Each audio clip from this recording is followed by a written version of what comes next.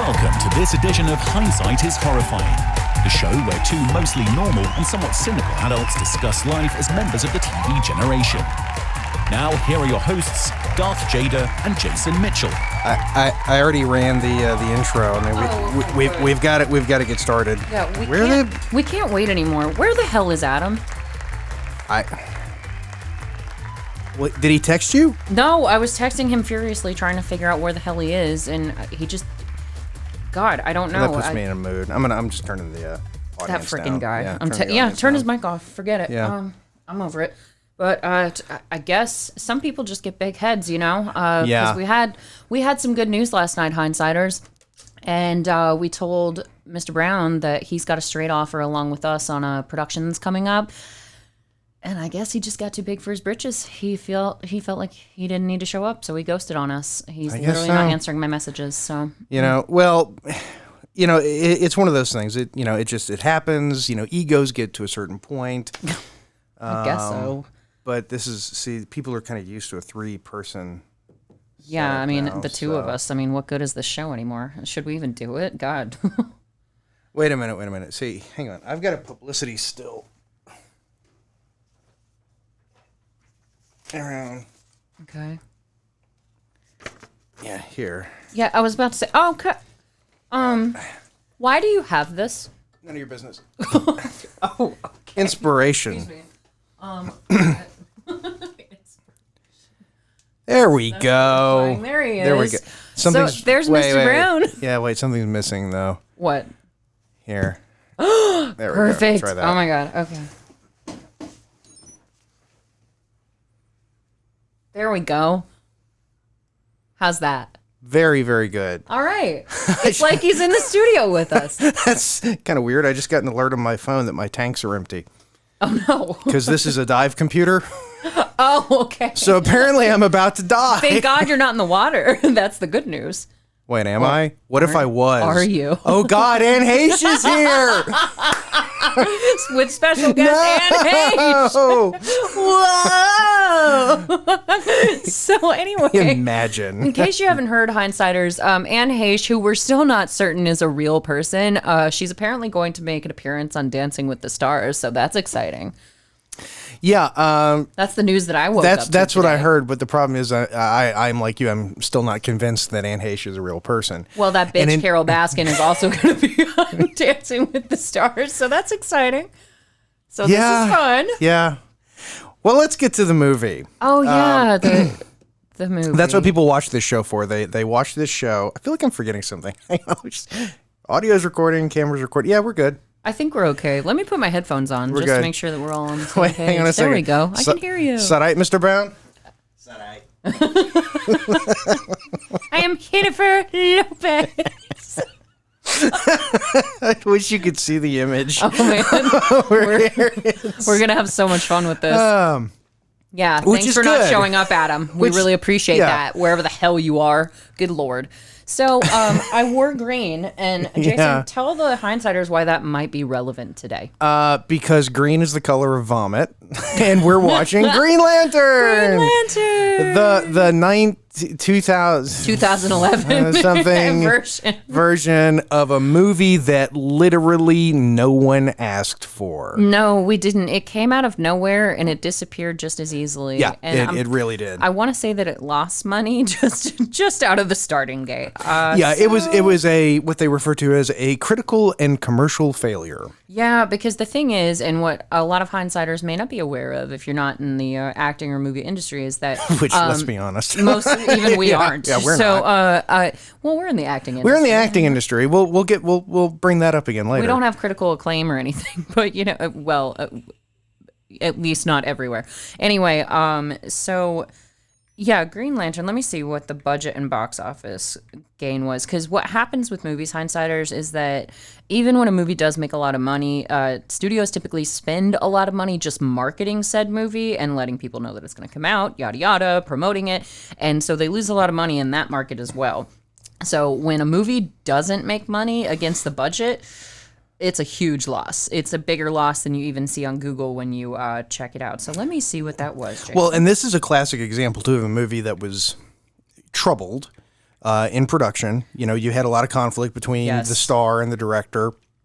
Well, And- Ryan Reynolds didn't even have the script when he signed on. That's Yeah. the thing is that I think. Well, and he was the second choice, and the director apparently never let him forget that. Oh God.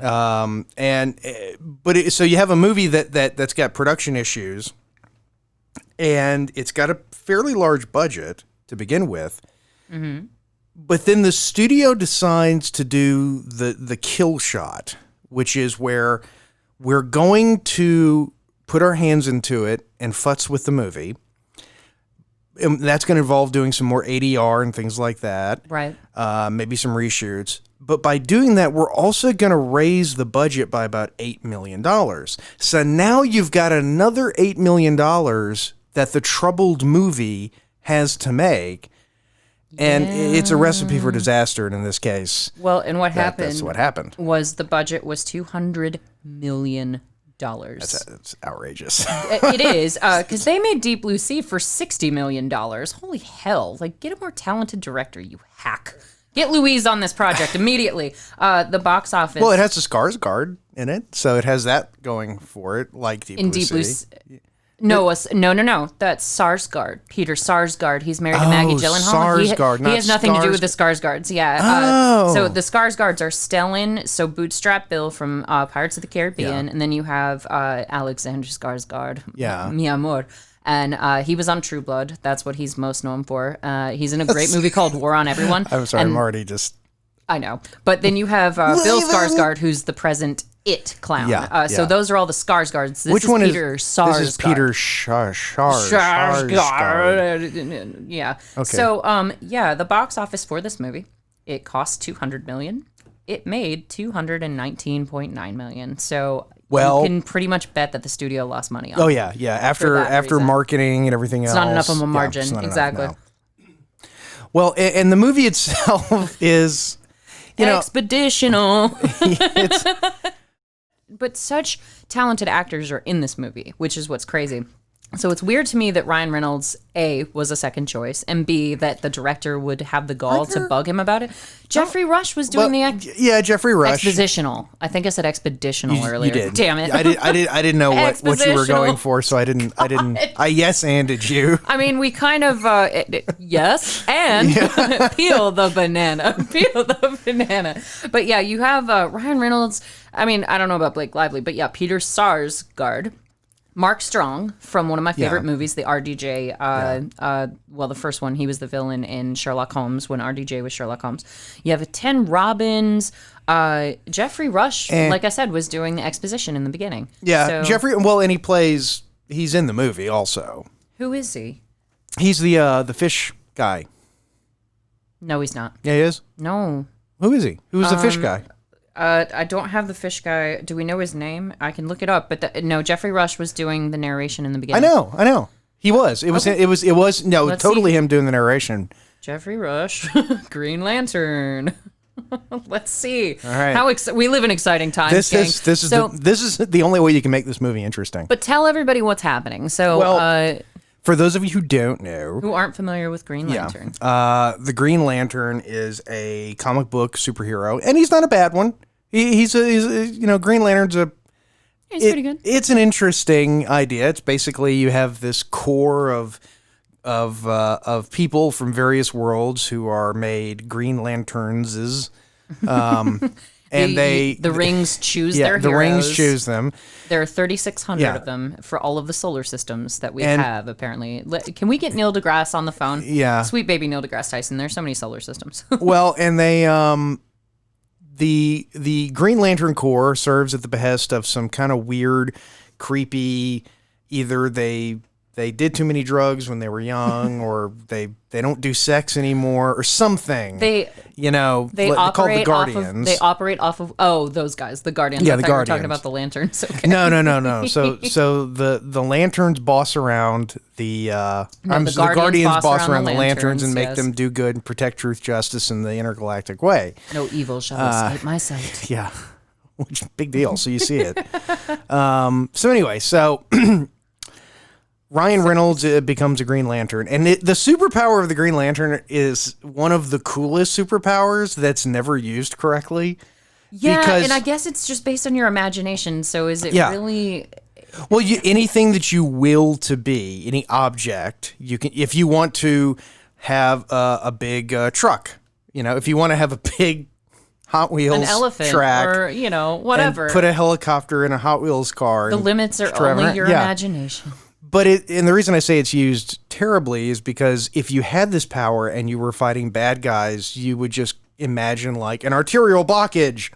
Yeah, you would think that it would be something more lethal instead of, and of course, for a vacuum, an Oryx specifically, with a bag. But yeah, it just grenades in your stomach. I mean, So I guess that's the question. And hindsighters, get online and talk to us. Tell us, answer these stupid questions that we have. Like, what would you produce with your imagination to defend the galaxy as a Green Lantern? Because I don't know that I would have gone full. Cartoon with it the way Ryan Reynolds does and, get a little racetrack going on. I don't know that I'd do all the stuff that he did. Yeah, I mean, I understand that part of the deal is that the Green Lanterns have to react very quickly.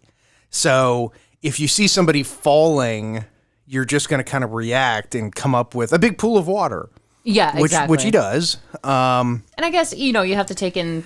Oh, wait, we do have to discuss the fact that Ryan Reynolds is a super top ace fighter pilot, the best of the best. Yeah, he's Tom Cruise. Yeah, he's Top Gun, Mr. Man, best of the best fighter jock. Yeah, Jeffrey Rush is just the one guy. Yeah.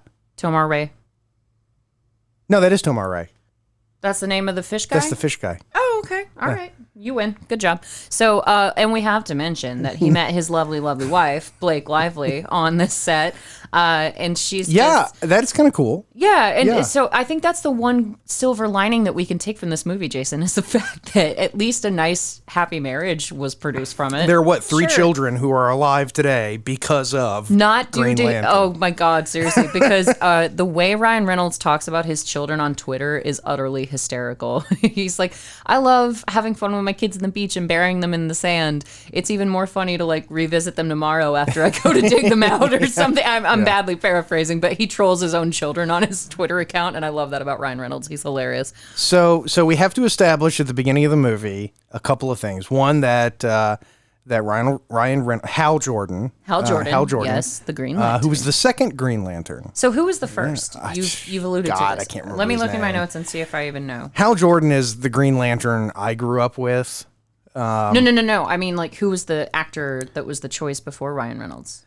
Oh, that the director was trolling him so hard about. Remember. God, you don't know anything about this movie you chose, because Kevin Smith almost directed it. I would have come back with that and been like, "Oh yeah, well you were almost Kevin Smith, so F off." I would not have messed with it. I mean, it could it have lost more money? If Kevin Smith had directed it. I think Kevin Smith would have done it on a better budget. And I think he might have done a better job. One of the things about this movie, though, is that they have to establish that, of course, Ryan Reynolds wasn't the first choice to star. Let me see. Go for it. He is not only a Top Gun super fighter ace, best of the best, but he's also got a troubled past because he saw his father get blowed up. His dad exploded. His dad literally exploded in front of his eyes. Oh, God, the choices before Ryan Reynolds. I'm not even sure I can read this, Jason. I got to hear. Bradley Cooper. I mean... That one. Oh, Mr. Brown. He fell. Oh, God, he's so... God, you've had too much to drink already, Adam. Jesus. Get it together. You're a sailor. All right, there we go. I'm liking his performance tonight. It's very nuanced and subtle. Here. I'm just going to... Give me more tape! Call the ER! Just put tape all over it. There we go. There you go. Adam's good now. Okay. Anything to weigh in there, Mr. Brown? You're all right? He's not looking too good now. No, he's looking kind of rough. So, like I said, Bradley Cooper, the second choice is going to make you laugh, and the third might make you laugh even harder. I'm not really sure. But the second was Justin Timberlake. Oh, my God. Oh, it Can gets you better. imagine? It gets better. The third was Jared Leto. Ew. I know, that would have been a completely different movie. That would have been the Joaquin Phoenix kicking up the Joker kind of a different... Jared Leto just makes me think of when you get in your car and you put your hand underneath the seat to get something and there's a crust. You know? That's what I think of when I think of Jared Leto. Oh my God. That's so mean. Yeah. Just, okay. Yeah. But those apparently were the choices before Ryan Reynolds came in. And part of the whole, background story to the movie is that Ryan Reynolds did accept this project apparently without knowing what the script even said. The script didn't exist. There was nothing for them to read, but and he's already opting for Deadpool to be made, and he's trying to get into the superhero business, but Deadpool just isn't happening yet. And so he knew it was like a life-changing opportunity to be the Green Lantern, but he signed on sight unseen. Those superhero movies, they're big money, big business. Yep. They're what are they? Theme park rides. Yeah, they're theme park rides. Which this movie, and it's funny because watching it again today, which was a chore. God, seriously, I couldn't even get through it a second time. This is my second time. Because watching this movie, there are parts that are interesting. That's true. And then, it's about an hour too long. Yeah, to be perfectly honest. It's definitely an hour. They could literally have a guy come on camera and go, in this scene, he kisses the girl. And then it's cut to the next thing. I mean, I know that they have to have their, superhero here he goes. Dad's going to get blowed up.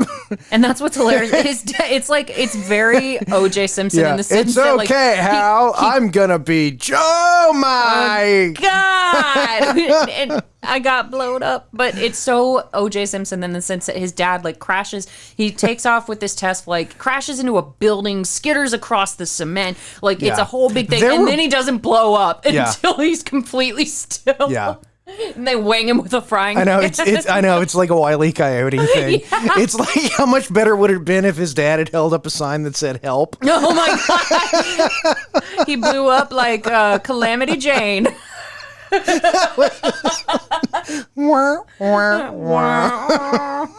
God. And so I guess we have to give some backstory to Carol, that bitch Carol. Blake distracting, lively. Yeah, she's lovely. They're both pretty people. She's smoking ass. My God, they're both ridiculously hot. It's ridiculous. Yeah. That's a threesome I'd get in on. Except I wouldn't, because the whole time I would feel so inadequate. Look, it's not the fact that there's a dude here. It's just this that fantasy is coming true, and it's great. But oh my God, y'all are just too pretty to exist. Yeah, it's like, I'm not ready to play in this league. No, it's like Brad and Angelina. I'm like, I can't even imagine. Ew. I know Angelina doesn't do it for you, but for some people, and see, Brad Pitt's the same way for me, oddly enough, because women have looked at me and they're like, you don't think Brad Pitt is hot? I'm like, no. Ryan Reynolds is hotter than Brad Pitt. Oh hell yes, in my personal opinion. But women will look at me and they're like, you don't think Brad Pitt is hot? I'm like, no, I see it. I see what you're getting, all worked up about, but See, Brad Pitt and Angelina Jolie are people that we've been told these are attractive people. And they have the composite features of attractive people. If you put somebody's face on enough magazine covers, and it's like eventually it's going to be, well, okay, I guess they're attractive. Yeah, if enough people told me that Owen Wilson was hot, I'd be like, oh, probably. But wow.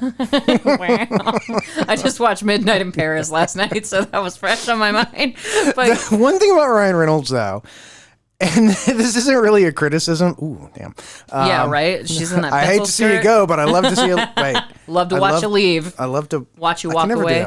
The thing about Ryan Reynolds, though, is that he has that perfect kind of, the sort of Deadpool expression, the snarky, sarcastic sort of thing that he does. He's super funny. And but the problem is that even when he's trying to be, like, if you mute this movie and you get to a scene where he's having a heart-to-heart moment with Blake Lively, he still looks like he's full of shit. Oh, yeah. No, well, and I think that's kind of his baseline and how he operates in every one of his movies. There's a movie that he's in called Just Friends, where he almost has kind of a Jim Carrey moment because he screws up a moment with a girl and he's trying to be smooth and it doesn't work out. And then he's in his car just, shaking the moment off and he's like, blah, and just making all these different faces. And it was very Jim Carrey-esque. I haven't seen that many movies with Ryan Reynolds in it. That's a particularly funny one. Yeah, it's cute. It's a rom-com, so I'm not surprised that you haven't seen it. But now we're with the scene with the birthday party where it's so unnecessary. It's just there literally this scene, because there's no character exposition. We get it. Yeah, they shoehorn a lot of moments in. This doesn't grow the character at all.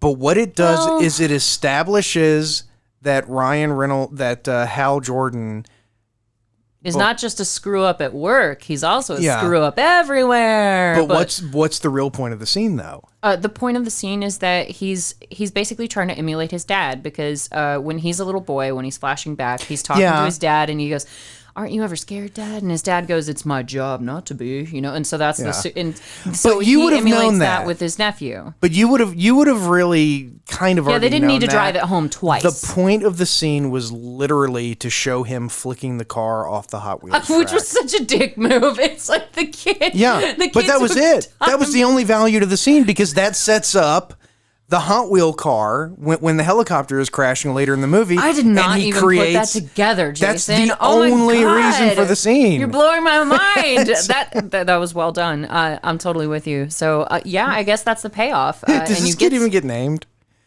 Yeah, they do say his name. I think his name is David or James. Like I'm not sure. So the writer just went because at one point Ryan Reynolds is downstairs. He's talking to one of his brothers, and they're telling him off because what happened, hindsighters, is that he basically tanked a dogfight with his these. Yeah, he sacrificed his partner and his plane. Yes, in a dogfight while he was doing a training exercise. It's funny because it's an F-35, and it's like, neither.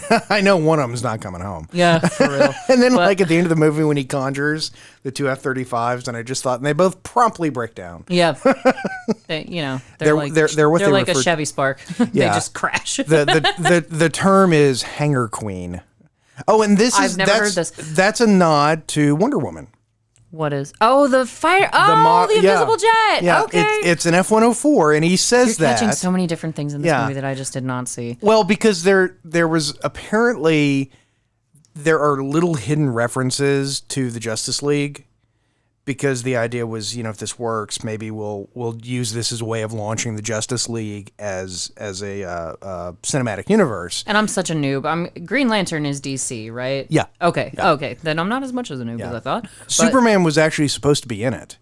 Yeah, I did hear about that. That's in my notes somewhere. The DCEU's, dark tone. The biggest complaint are that the films are too dark. So I think this was an attempt to kind of waylay that and go in a different direction. I like the tone. Yeah, I think it's great. And we were even saying this before we started recording. The movie, as it is, and I kind of want to watch the extended cut now. I know, I saw that there was one, and I was like, but it's already like 2 hours long. God, I can't watch any more of this. But it's like we said, it was like, you get all the ingredients for a cake. You put it in a bowl. If you don't know what to do with it, you don't get a cake. You get just a big sloppy mess. And you have all the right ingredients. You have a pretty good story. Yeah. You've got a handsome leading man, a pretty, for a comic book love story. Interest. Yeah, for a comic book for a story. comic book movie, it's got all fine. the ingredients. But so the synopsis, I know, and this is just an ongoing thing where I never get to do the synopsis, but basically it says, sworn to preserve intergalactic order. The Green Lantern Corps has existed for centuries. Its newest recruit, Hal Jordan, Ryan Reynolds, is the first human to join ranks. The Green Lanterns have little regard for humans. Racist. Yeah, no, they're totally racist. They are super racist. And then at the end, it's almost like, oh, well, I guess you're one of the good ones. Yeah, you're one that we'll, deal with. Damn, racist. But yeah, so the Green Lanterns essentially, Hal Jordan gets conscripted into their service because the rings choose the lanterns. Yeah, which is why that whole thing with Abin Sur? Sinestro. Oh yeah, Mark Strong. Yeah, the thing with Sinestro where he's like, the ring chose you, and you're pathetic, and I hate you, and you suck, and I spit at you, and it's like, dude, I didn't ask for this. I thought in your general direction. Yeah, it's like he's such an asshole to him. Yeah, dude, I walked out of a house, and the next thing I know, I'm a Green Lantern. Okay, so if you don't like it, fuck off. And for somebody who's like so embedded in the Green Lantern lore and everything that goes with it, and just the ideology of it, he's like, oh, well, maybe the ring was wrong this time. And you're like, okay, you're just willing to throw all of your beliefs out because you don't see eye to eye with the new recruit? Like, what's the matter with you? Well, he does. I mean, then that sort of comes back, though, with Sinestro, which even in the comic books, Sinestro eventually is... Nerd. Not really, because I don't really care that much about comic books. Like, I have tried. LJ and I have had this conversation a million times. Hi, LJ. We hope the test came back negative. We're not going to tell you. We're not going to tell you what. No, but we've said this a million times. It's like I could pay the money and go and get a subscription to Comixology and get all the Green Lantern comics and read them through and all that stuff. Mm-hmm. Or I could go on Wikipedia and just read what happened over about an hour and a half. It's true. And honestly, that is as enjoyable. You know, like you said, I've never been one for comic books in particular or anime. That's just not my medium for whatever reason. It's not for everybody. But I do appreciate superhero movies. Like I love Superman. Spider-Man's my absolute favorite. One of my favorite things to do when Kaylee and her brother Trevor were young, my cousin's children, hindsighters, is they would come up to me with those little kid questions that you have, where they're like, Jade, so who would win in a fight, Lex Luthor or the Hulk? You know, thinking that they're asking the most out-of-the-box question ever. And I was like, oh, Spider-Man. And they were like, no, Jade, no. God okay, damn it, Jade. Stop being so fucking obtuse and just answer the goddamn question. It would piss them off so badly. And they'd be like, oh, okay, well, maybe you didn't understand. Because this was when they're younger kids and I'm just messing with them. They're like, what about, Iron Man versus, like, Thor? And I was like, Spider-Man. They were like, that's not the question. And I was like, Spider-Man always wins. And that sort of proves the ultimate thing about superheroes, which is you can't ever rate superheroes based on who would win. Because in most, it's like, can a fish climb a tree? No. Yeah, well, because like I knew a comic book guy in college, and he always said, it doesn't matter. It's a stupid question because Doc Manhattan would win. The guy from the Watchmen. And he's right, because Doc Manhattan, Vision. Doc Manhattan literally can do anything. Yeah, and just that's it. He's like the composite superhero. He's God. And that's the thing with Superman, and that's why I don't particularly care for Superman, is that he's got every power, and it's just like, okay, that's boring. I need somebody who's flawed, like Spider-Man, who might not win the day, and it's because of how clever he is that he tends to win the day. Well, I love Spider-Man. And that's love me a smart man. That's the thing about the superheroes, though, is that it comes down to which superhero do you like. Spider-Man. Yeah, and that's it, and that's the end. Of, that's the end of the analysis. It's like, well, who do you? I like Batman. There you go. Okay, there you go. You're a Batman. You like fan. Batman? Yeah. Who is Batman? I'm gonna get bitch slapped across the table. Oh God! Did you see the trailer for the new Batman? I did. Are you excited about it or not? I was gonna ask you about that tonight. No.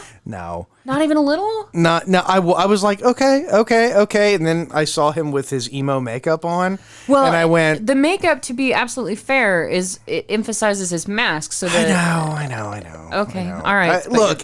I didn't like the emo scene where he's sitting there. Yeah, I know what scene you're referring to, but I was wondering how you felt about this. I'm just really tired of people trying to do the origin of Batman. It's like, for just God's continue sake. the frickin' adventures. Yeah. That's all we need. We don't need an origin story anymore. No, it's already happened so many freaking times. The most interesting, Batman comic books were when he was old. I remember when you could play chess on Windows 99. Yeah. This brings up another thing. This movie has very complicated genealogy because going through the movie, I kept having to say to myself, okay, that person, okay, that's the dad, their brother, no, that's a son of... Okay, Tim Robbins is the father of Peter Sarsgaard, a.k.a. Hector. Hector Hammond. Hector Hammond, Dr. Hammond. Do you know what his supervillain name was? Hector Hammond. He's like one of the. I was about to say, I don't think he had one. I think he was one of the normies. Yeah, he was what he was in this. Like he was a big-headed guy in a wheelchair who was. No, I know he gets completely. But he just was. He went by Hector Hammond. Didn't have a fun name or anything.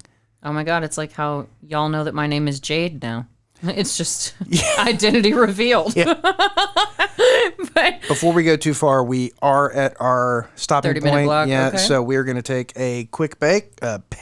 I wish. We're baking a cake, I wish. but we don't have all the ingredients. Wake and bake. I'm too drunk to eat this chicken. We're going on a break. Find a KFC box. Dude, that's birds. See you in 1 second. Bye. We're back. We're back, but our co-host, who's he's an endless source of problems. You know. So high maintenance.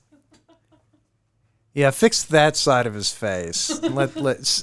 You know what? Like Tape that to the bar up He's there. looking Yeah. like Dolly Parton over here. There we go. There we go. Do you like that, Adam? Hi, Adam. He likes it. He's nodding. Hello. Even more disturbing than when he usually is in the studio. Simulating it. Oh, yeah, that's true. He's usually like... God. Anyway, so the science guy is about to do science things. Yeah. In the movie. Stellan Peter Smith Peter Sarsgaard. Sarsgaard. Not the Skarsgård. So he's 1K removed. Yes, he is. He's a K he's removed. a distant cousin of the Skarsgård family. He's not in it. He's not in True Blood. Now she Angela Bassett. Angela Bassett, her character, because there's a few characters in the movie that I have a great story about her. Okay. They were supposed to kick off other Other spinoffs. Carol. Stories. That bitch Carol Baskin. She. Oh God, the movie would have been better. Dancing with the Stars. Yeah, but Angela Bassett. Angela Bassett. She is a comic book character. This person she's playing. I don't remember who she is, but what's her name? The girl. Yeah, Carol. Carol. That's the main girl. Can't remember her last name. Whatever. I don't know. Blake Lively. Yeah. Blake Lively. You'll notice that her call sign was Sapphire. Yes. Because she becomes Star Sapphire. Oh, for the love of God. Which is like the Pink Lantern Corps. Because there's like that sounds dirty. Yeah, well, there's the Red Lanterns, which are all evil. What? Yeah. I know nothing about No, this. there's the Yellow Lanterns, which are fear. What about the Spumoni Lanterns? I'm trying to wait. The Black Lanterns, which are like zombies. It's like death. Pink Lantern or the Star Sapphires, and then there's the White Lanterns. Speaking of comic book movies, we do have to give a sad shout out because we lost a Marvel superhero this week. That's true. We lost Chadwick. Yeah, very young. Wakanda forever. He was 43. Yeah, he died of cancer. 40 damn 3. He died of colon cancer. Poor guy. I mean, my dad was diagnosed about the same age. God, you that's know, horrifying. It's one of those things. Not to do a PSA, but guys, go get yourselves checked. Unfortunately, the plumbing needs to get checked, Same and I with know the you don't. ladies. I know you Check don't your want equipment. to. Yeah, nobody. It's not enjoyable. It's mandatory. So just go get yourselves checked, guys. Seriously. I actually took Deadpool because Deadpool had a whole thing about reminding guys to no, he did. He had like the videos. Yeah, ladies, if you've noticed your husband's, feeling themselves lately, it's my fault. But actually Deadpool, because of that, I actually went and got checked. Thank you, Ryan Reynolds. Thank you, Ryan Reynolds. You. We appreciate you so much, you damn Canadian. Find somebody who'll stick a camera up your ass and look around, preferably a doctor. Preferably. That guy wasn't even a doctor. Because Darth That's actually is right, where Adam is right now. Wait. You can't just. You have to. Adam, is that true? We're gonna have fun with this bit while he's out of town. Oh my God. But so sorry. If we were gonna do this, I was waiting to do the I'm Jason Mitchell. Adam Brown is on assignment. There you go. I've always wanted to say the other person is on assignment line. There you go. Like they do in the news. Now you have the opportunity. I'm filling in Yeah. for Walter Cronkite. Is on vacation. But anyhow, so we have the turning points in the movie for both the villain and the superhero simultaneously, as is so wont to happen in these kinds of stories. So what happens to Dr. Hector Hammond? Hammond. Hammond. Yeah. Hector Hammond. What happens to him is that he's examining the alien life form Abin Sur, Yeah. who is the alien whose ring chose Ryan Reynolds. So it's all tied together. The ring chose Ryan Reynolds, and Ryan Reynolds is trying to figure out how to be the Green Lantern because you have to put on the ring, say the oath, and he's like, because everybody knows the oath. Sure. I pledge allegiance to Queen Frag and her mighty state of hysteria. Like, and he's just making by stuff. the power of Grayskull. By the power of Grayskull. So he does have some genuinely funny moments, but Dr. Hector Hammond is examining Abin Sur's his body, and Angela Bassett. Don't let me forget. And they got to about put that. him on like a big old thingy. Yeah, they got to put him on a platform, and they got a hard drive with a big United States of America. Son. This belongs to the government. Yeah, it was made in Malaysia. Do not put this in your CPU. It was made in Malaysia. Why does he have a hard drive? It's 2011. I don't understand. All he was doing was just recording his voice. Did he put a couple of podcasts on there too? By the way, Angela Bassett, I put some songs on there. I think you might like. I made you a mixtape. There's some videos, some episodes of some Korean dramas. There's some Korean pop. But Angela Bassett, before I forget, my dad was in a movie with her. Really? Called Meet the Browns by Mr. Tyler Perry. And my dad's he's a background actor. He's in about 30 seconds of it. And to hear him tell the story is hysterical because he's the owner of a basketball team to which Angela Bassett's son gets assigned or signed on to. No shit. Yeah. And so they're at a press conference and my dad sees Angela Bassett's son up on the stage and he's, talking about being signed on to whatever the team is. I can't remember. It's like a bird team, like Eagles or whatever. And my dad is so hilarious about it because he's like, well, you get to see two facets of Morgan. You get to see Happy Morgan, who's very proud to have this talented young man on his new team. And you also get to see Concern Morgan, because then the young man's father comes up and tries to bust up his his meeting. And that's not okay. Wait a minute. Do you have his phone number? Oh my God! I have Adam Brown's phone number. Let's go ahead and. But hang on, let me finish my Angela Bassett story. So the whole point was that my dad had never been on a movie set. It was one of his bucket list things, and he was so excited to be there. And he never text messages. That's not really his thing. But he was blowing me up all day, and he was like, "Jade, oh my God, I met Jacqueline Bisset," and I was like, "The lady from Bullet, Daddy?" Like that. You mean Jacqueline Bisset? Yeah, I was Sorry, no, that's just how. But I was like. The lady from Bullet, Daddy? The Steve McQueen movie? And he goes, "No. Who is Stella Got Her Groove Back?" I was like, "You met Angela Bassett?" It was amazing. And I was just like, "You met Angela Bassett, Daddy." Similar as their names are. What you have to say, Dad, you didn't say that to her. Like, "Oh my God, it's Jacqueline Bisset." No, he didn't. He didn't go up to her and say that. But he said, "She's really tiny, but she's like the nicest lady I've ever met. She's so sweet." And he just loved her, and they got along really well. Like Cynthia Nixon. Yes. Who, once again, that brings us back to a phone number that I happen to have. Yes. Because as many of you will know, we have been affiliated at various times in our extensive acting and directing I was a French maid careers. for a period of time. Yes. I was treated well in my day. Anyway, we've been affiliated with. I was a French butler. They were all bastards. Oh, the things I've seen, cocksucker. We have done a bit of Shakespeare in the past. Shakespeare in Love. Yeah, I have played Laertes. No, I wasn't Laertes. Lysander. Okay, you were both. No, it wasn't Laertes. Oh, okay, I thought you were. I was Lysander, and I was up. the dude from The Tempest. I can never remember his name. Dude from The Tempest. That douchey dude that Jared Leto played in that one movie. Old Krusty Magoo. I like that name better. Kind of like Sir Slappy Bottom. So even better. Yeah. That's even better. Yeah. And I have played... as the Joker, Krusty Magoo. Krusty Magoo. I hate that guy. I've played... Apparently. It's not subtle.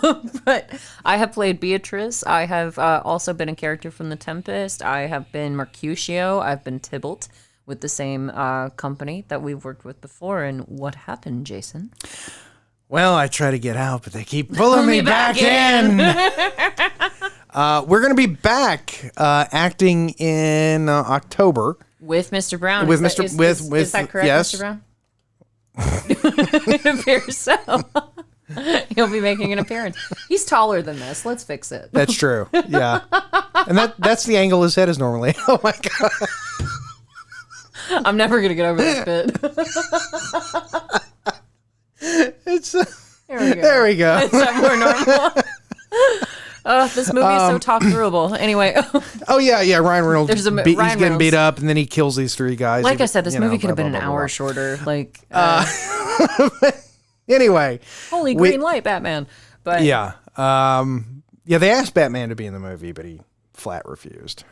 He's like, I don't have time for this. Ain't nobody got time for that. So yeah, we are going to be October. We're going to be in a brand new production. Shakespeare in the Park again.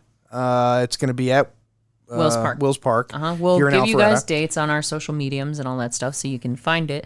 But we have been asked to perform specific monologues. Yeah.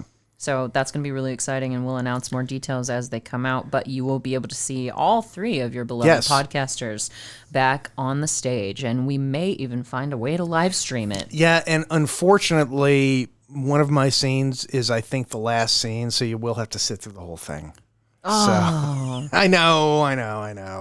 I was going to leave early. I figure there could be a long bathroom break between when you're on and then when I come back on. So you mean a bathroom break? Yeah, so a whiskey break, drinking out of your Camelback. Yeah, we do. Well, we do need to discuss what we're going to do in the last night, as far as how we can improve Shakespeare's works. Oh, and I was actually given an extra role. Did I tell you about this? No. So now, not only do I have a monologue, I'm in a scene with Mr. Brown. Mm-hmm. Believe it or not, we're doing Shakespeare together again. We're getting the gang back together. That is. You two are going to be doing a scene again. What is it? Shylock and Portia. Oh, that's going to be great. I'm the shiny new Portia. Yeah. I will be doing Hamlet. I won't be doing Hamlet. Won't you though? Well, maybe. I will be. I will be reciting the "To Be or Not to Be" soliloquy. Yes. A great soliloquy. That's a big honor. And what got me to do it was they said they wanted somebody to do the St. Crispian's Day speech from Henry V. That's a big honor as well. Which I love. I absolutely adore that. And I think there's going to be, I looked at the script, there might be a little bit of the Siege of Harfleur speech, I think it's incorporating once more under multiple, the breach. Yeah. So it'll be a mix and match kind of thing. Exactly. So it'll be a little bit of a different production. I will also be playing Hamlet in a different scene where I do the speech. So not only Portia, but I will also be Hamlet. So we'll be the same person at different times. And then Adam and I will be in a scene together. Yes. So I know he's excited about that, aren't you, Mr. Brown? So we've got that coming up, so we will keep you guys abreast of all the details as we are aware of them. If you're listening on the podcast, you really do miss a lot. You need to find us on YouTube. We're because kind of hilarious. Because it's there's a lot of visual humor, a lot of subtlety. You get to see clips from movies. That's true too. We can't focus on the movie entirely, so we do recommend that you watch along, simply because when we show the entire movie against the law, YouTube gets a little pissed. Just a little. I still say it's fair use. It's incorporating it into a new work, but they disagree. Yeah, we should say that though. We do want you. Look, we don't do the normal thing where we're always saying hit the bell, subscribe, and all that. But do it. But guys, come on. If you're watching this and you like it, subscribe, hit the bell. Please do. Believe it or not, it actually does make a difference. We come out with new content every week, even when Adam's not here, which I know he's crying wherever he is right now. So sorry. Look, neither one of us want to be here. Yeah, we had to come in because God, it's just no fun without our third. I could be doing what I normally do, which is I don't want to know. Building models. I normally do. Yeah. Running errands for your wife. I will be, by the way, working on a skill model that is top secret. Oh, sorry. Ryan Reynolds is in the Green Lantern suit. You No, go for it. I'm fine with that. No. I'm telling you. I'm hi, Ryan Reynolds in your Green Lantern. That fish really fills out a suit. He really does. He really does. He's humanoid. Let's talk about. I know you won't be too nice hinder. Ryan Reynolds, nice hinder. I love Ryan Reynolds. I do too. I think I'd like to have a beer with Ryan Reynolds. I would love to have a beer with totally Ryan hang out Reynolds. with him. Yeah, I would hang out with him. He's Canadian, but we'll forgive him that. That's okay. I happen to be. I'm a Canadianoid. Canadaphile. What's the David Cronenberg. I wonder what file. what's the prefix for Canada? Like Anglophile, Francophile, Leafophile. Canuckophile. I'm a Canuckophile. I love a Moosophile. Yeah, I love Canadians. I'm a big fan of Canada. In case that wasn't clear. I've seen so many. Jim Carrey's Canadian. Well, we love him. Alanis Morissette. Yeah, Alan Thicke, God rest his soul. Dave Coulier. Zach Rousdower. The entire cast of Corner Gas. All of them. Yeah. All those guys on that show with the... Oh, man, it's Letterkenny, I think. I've never watched it. I know people love it, but I just can't get into it. But I know it's a Canadian comedy. It is, yeah. I think you're either going to be a Letterkenny fan or a Corner Gas fan, and I'm a Corner Gas fan. Okay. And that might be an oversimplification, but... Damn, Ryan Reynolds fills out that suit so nice. Yeah. Oh, yeah, the one on the right. Yeah. Yeah, not the fish. not the one. I'm not a fishophile. Not he sleeps with the fishes. He's dead? No. He's just super weird. That one on the left, super weird. Yeah, he does make me think of David Hyde Pierce's character from Hellboy. Frasier. Hellboy. Oh, Hellboy. Okay. Yeah, he played the fish. I never saw Hellboy. It wasn't bad. I mean, I like Ron Perlman and stuff. He was great on yeah, I like Ron Perlman too. Sons of Anarchy. But War never changes. But anyway, so what's happening? We haven't talked about the movie they're doing in like a solid 20 minutes. This is the obligatory part where they teach them how to in 30 seconds they're going to teach them how to do this how to be stuff. Batman. Yeah. Yeah. Which so, apparently is really friggin' easy if you just have it. If you have an imagination, you can be a Green Lantern. Oh my God, the shit I would do. Same here. It was weird because I kind of thought about The Mask when I watched this movie. Well, it's the same thing. Yeah, it's green. Exactly the same thing. Then it's not just me because he not only dreams up the little race car, which causes because he's got powers for good that he uses, but they tend to cause some chaos. So it is very similar to The Mask in that sense. Like, he's trying to be a hero and he's doing his best, but he's this zany kind of character who's kind of screwing it up on the way. So, yeah, and see, I think that's probably one of the problems with the movie is that they don't let it be Ryan Reynolds enough. Yeah, unlike Deadpool, where it's the Ryan Reynolds show. Oh, yeah. Deadpool is just straight up, it's Ryan Reynolds. Oh, yeah, in a suit. And that works because that's Deadpool. Yeah. That's his character. I think that goes well with his personality. Whereas that suit is so ridiculous, though. It's a little bit Iron Man in the sense that it's glowing in the chest. Well, it's all CG. No, I know. There's no practical suit. That's the thing is that he's never in the actual suit. Why would all of the Lantern Corps... Why wouldn't they hang out in a room with, like, chairs? Because heroes stand up tall. But they look like the bad guys from Dark City. They don't look like heroes. They look like creepy... I don't know. It's kind of... No, this scene... So all of the Green Lanterns are convening with Sinestro? Yes, Sinestro. Sinister. Yes, that guy. The bad guy from Sherlock Holmes. Yeah. But it reminds me... Pointy-eared dude. Yeah, pointy-eared Lord, bald head, or shiny head, or whatever. With an amazing mustache. Oh, my God. That's a mustache that when... Burt Reynolds would envy. When you don't like people, you just do this. And then you convey, a human. But they're all convening because I can't believe we haven't brought him up yet, Jason. Who's the bad guy in this movie? Yeah, I forgot. This is the second movie you've chosen. Wait, you mean the bad guy who's in, he's in the first scene, a couple of cutaways, and then the fight scene at the end? It's like the Mako sharks and the dinosaurs in Jurassic Park. There's 9 minutes of him total. It sounded like you said mango sharks. Mako sharks? No, I know, but... Did I say mango? I might have. It sounded like it, but now I'm thinking about what a mango shark would be. It'd be so cute, little mango. I am the mango.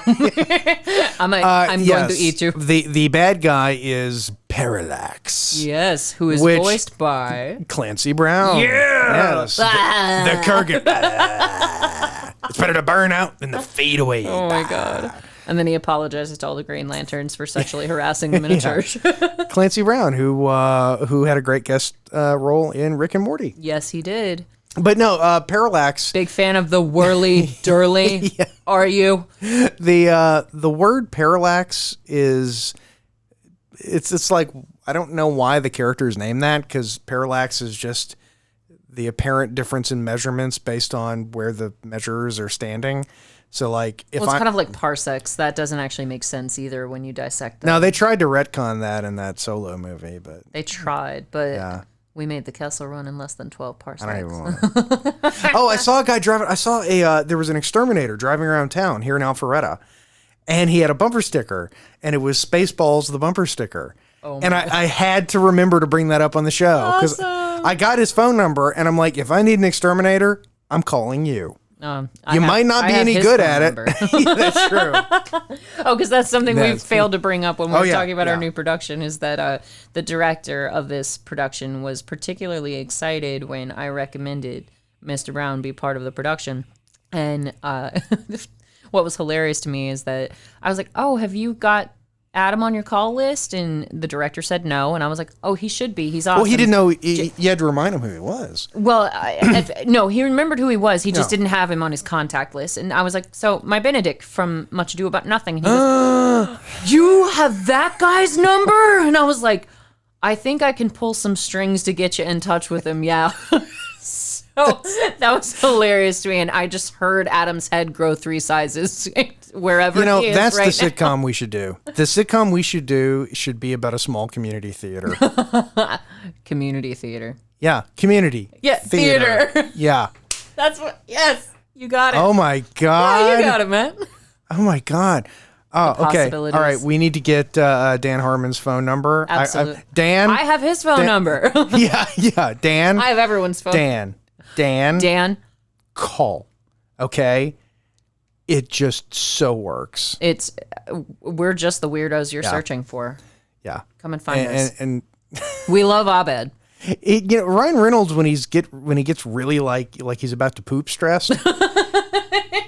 I wonder, because I know with some directors. I mean, imagine there's nothing there. And we have to bring him up. Michael James Tyler. Yeah. I think one of his last movies, unless I'm not speaking. Well, yeah. I mean, correctly. What year was this? This was 2011, and when did he pass away? Let me find out. I can't remember. Michael James Tyler of Green Mile fame, and he was also in Talladega Nights. Don't you put that on me, Ricky Bobby. It's okay, ma'am. I'll just take your car. Oh my God. Oh shit. Was that him or Ving Rhames? I was about to say that was Ving Rhames. I think. The Ving Rhames version. You mean King James? No! Ving Rhames! But no matter how big and it's bringing CG up James Michael Tyler, who was Gunther on Friends. That is not who I looked for. It's probably in your search history. Probably. Just naked pictures of... Hey, of Gunther? Gross. No, thank you. Oh, maybe I'm saying his name wrong. I know he's a 3-namer. That's what my dad calls it when somebody's got 3. Right. He's like, I know he's a 3-namer, and his name is Michael, but let me find out. And in the old days, 3-namers meant you were an assassin. Or royalty. Yeah, but growing up for me, if you heard all 3 names, it was like, ooh, a serial killer. Yeah. John Wilkes Booth. Lee Oh, Harvey that's true. Nobody says Lee Oswald. Nope, they don't. John Booth.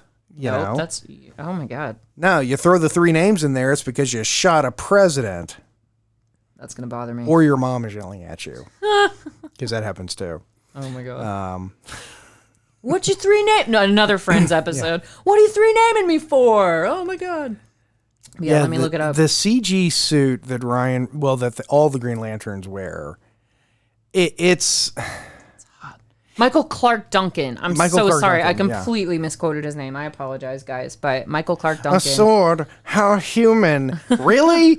We're the only fucking people that came up with swords? Yeah, it can't be. Fuck you racist asshole. He is pretty racist because and all the aliens are giving Ryan Reynolds complete shit. Yeah. They're like, you smell funny. Yeah, like like everything about him. It's just short of the Seth MacFarlane bit where Stewie touches Cleveland's head. Yes. And he's like, oh, it's like a sheep. Like, yes. It's so bad.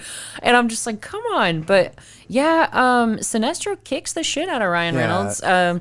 Which humans, we don't want you in our schools. And you shouldn't have the right to vote. Moved into the wrong neighborhood, Melon Yeah. Farmer. But, I mean, I think Ryan Reynolds comes up with some decent ideas for his first day of training, where he's coming up with columns to support this, like, cement block over his head, and then he comes up with a wall. And, see, but I'm just thinking, if I was fighting Sinestro, I would just, whip up, like, a vice. An aneurysm. Well, yeah, that, or a vice on his balls.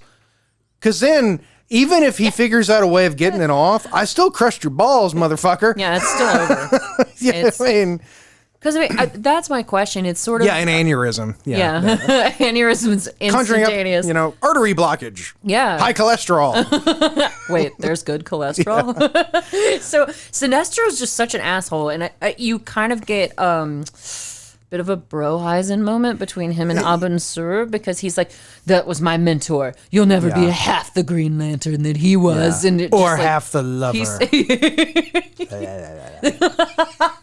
But that's not Clancy Brown.